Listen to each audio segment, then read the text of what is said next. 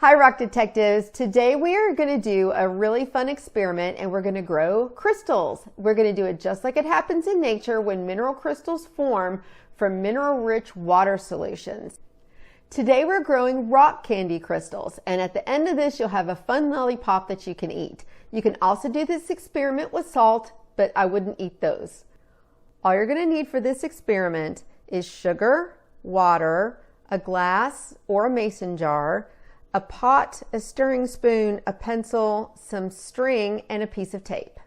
In just a minute, we're going to jump on over to the kitchen and I'll show you how to create the mineral solution, but let's go ahead and prep our string so that it's ready when we're done in the kitchen.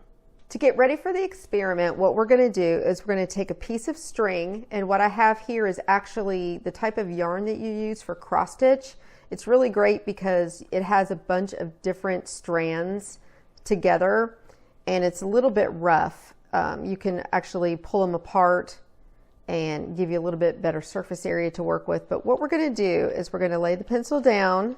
You can use a popsicle stick, pencil, a knife, anything that will lay all the way across your jar will work for this. So you're going to tie the string around it and make sure that it's good and secure. You just want it kind of in the center, and it doesn't matter right now how long it is. We're going to fix that when we actually place it into the jar with the solution. So tie it real nice and tight. You want it to look kind of like this. And then if you decide that the yarn is a little bit too slick, the crystals work best if there's kind of a rough surface for them to start adhering to. You can kind of run your finger along it and kind of rough it up a little bit. If you use this type of yarn like I have, you can kind of separate the individual strands to give it a little bit more area to work with. You can also, if you have a really thick piece of string, you could use the edge of a scissors and just kind of rough the edges a little bit. And that'll just help create the crystals a little bit faster because it gives them something to hang on to. So what we're going to do is we're going to take this over into the kitchen with us, and in the end we're going to end up putting it down into our thing, and at that point we will adjust the length. So at this point don't worry about it, and let's go ahead and head on over into the kitchen. All right guys, we are now in the kitchen, and what we're going to do is I already just turned the stove on. If you're doing this with kids, please be very careful. I'm going to pour the water in the pot. And what we want to do is start that boiling. This little cup that I have holds about 3/4 cup of solution. So I have about that amount of water in, maybe a little bit more. You're going to need about equal parts water and sugar or salt, depending on what you're using for the experiment. But typically what I like to do is put a little bit at a time and dissolve it. Otherwise, if you dump the whole thing in, it doesn't dissolve quite as easily, and it's also harder to tell if you've got it mixed. You can always add more water as you go or more sugar crystals as you go. The point is to get it as saturated as possible with dissolved sugar, and you'll be able to tell when you hit that point because the solution will no longer be clear. As you put this sugar in and mix it up, it gets cloudy. And then once it dissolves, it gets clear again. You'll also be able to hear a few crystals on the bottom that just will not dissolve once you've hit that saturation point of your solution. So I'm going to keep mixing these in, and I'm going to wait for the water to boil. You can also do this experiment in the microwave. It works really well, especially with the salt crystals in the microwave. I've done this experiment a bunch of times at camps, and even used one of those electric tea kettles that heats up water, and it works great with that. So we've had a little bit more trouble getting the salt to dissolve as well. I'm not really sure why, but as long as you can get the water nice and hot to where it actually dissolves the salt and the sugar, you should be fine. So most of that is dissolved. I'm going to put a little bit more in. I've got way more salt in this measuring cup that I'm going to need. Or sugar, sorry. We're making candy. All right.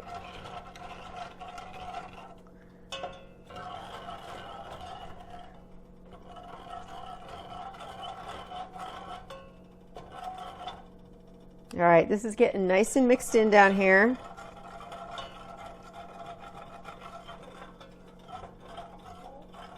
And you'll know that you need to add more sugar crystals if it fully dissolves. I would So those completely dissolved in. I'm going to do a little bit more, and that way I can start seeing if I'm hitting that saturation point. It's going to start boiling here in a minute. I'm going to turn it down a little bit. You don't want it to boil too much. You just want it to be hot enough that it will dissolve. Sugar, for some reason, it just needs to be a little bit hotter than with salt. You can also put food coloring in this if you want to color your rock candy crystals. That is actually really fun to do. I think if you go to some of the candy stores, you can see the old-timey candy where they have the colored rock candy crystals on the lollipop sticks. You can actually buy those lollipop sticks at some of the craft stores if you wanted to actually create real lollipops. With this experiment, you would just tie the lollipop stick to the pencil that goes down in your jar, and then when it's ready, you could just go ahead and eat it off the stick. All right, so I think we're about ready. I've got a lot of the salt dissolved in there. I'm going to turn this off. And what I'm going to do to make sure that I pour it a little bit better is I'm actually going to pour this solution. I don't know if you can see what I'm doing, but I'm going to pour the solution back into my Pyrex just so that when I pour it into the glass cup, it doesn't spill everywhere. So what I'm going to do is I'm going to take the glass cup that I had. I'm going to go ahead and I'm going to take the pencil with the string and I'm going to put it down in there. And it's okay if it's touching the sides or the bottom right now. What you're going to do is you're going to take your solution with your dissolved sugar in it and you're going to pour it in. Nice and slow. You don't want it to splash on you because it is really hot. And once it starts getting that string wet, you can start to roll it up. The goal is to get the string to where it's hanging in the center of the water solution if possible. If it's touching the sides or the bottom, it's going to immediately start forming crystals and kind of glue it to the sides and the bottom, and that will make it difficult to get it out. So right now, if you look at mine really closely, it's actually kind of looped on itself. That would actually create some really cool looking crystals. So it doesn't have to be perfectly straight. You just don't want it touching. So I'm rolling this up. I've got it so that it's hanging about in the center. It doesn't appear to be touching anything. And I can see a lot of the little different strands of yarn in there. So this should actually come out really good.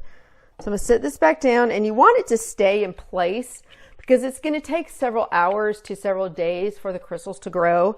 And so you want to make sure that that pencil stays in place and it doesn't slide off or move so that those pieces of string stay put. So I'm just going to tape straight across it, hold it in place. You can put a little towel over it, just something to keep bugs out or people, animals from getting in it.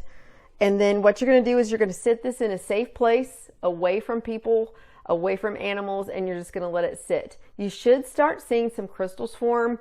Little ones probably within the first hour or two. And then if you want bigger crystals, let it sit for a few days. If you feel like it's kind of stalling out and it's not growing any bigger, but you want them to be bigger, you can actually very gently remove the string and lay it on a paper towel, create a new solution, and redo it and put those the yarn right back in that has the crystals already on it, and new crystals will form on top of the old ones, and they just grow bigger and bigger and bigger over time. So if you want to create some really big lollipops, I would do the solution several times, but we're going to let these sit now and just wait and see what happens. So all we can do now is wait and see what happens with our nice sugar rock candy, and I will see you guys soon when it's all done.